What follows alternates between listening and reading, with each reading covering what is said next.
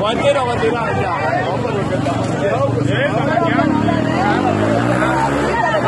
Porque le quitan su cuarto cuando se lo llevan. Yo me acuerdo de eso. Le quitan su cuarto cuando se lo llevan, como quieran, porque allá. Sí. Le tiran un tiro, un cartuchazo. Ellos tienen que estar Mío, déjame que te ponga los canes tranquilo. ¿Dónde te va a poner el esposo? Hermano, vete tranquilo. Vete tranquilo, güey.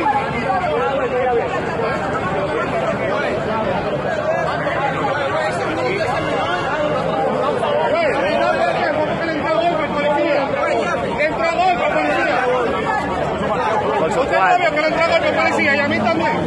Que se va a tranquilo. Que lo controle, hermano, por otra cosa. Güey, ¿usted no tiene hijos? Güey, vete el paso, mi hermano. No, espérate, güey, no lo trata así. No me van a soltar. Güey, no lo trata así, menor. Güey, así no. Ey, no le dé. Ponelo ahí. ¿Qué está dando? Ajá. Güey, lo vamos a matar. Güey, lo vamos a matar, menor. ¡Ahí lo vamos a matar! ¡Wey, suéltalo, que lo está ahorcando! ¡Wey, lo está ahorcando! ¡Lo vamos a matar, menor! ¡Lo está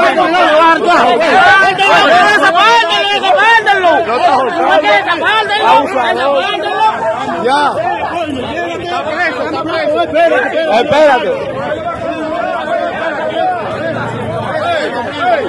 ¡Este diablo lo va a controlar! ¡Usted controle! ¡Él es menor!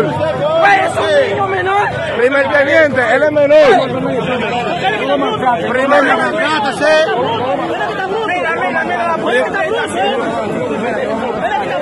Primer teniente. Coño. Primer teniente, él es menor.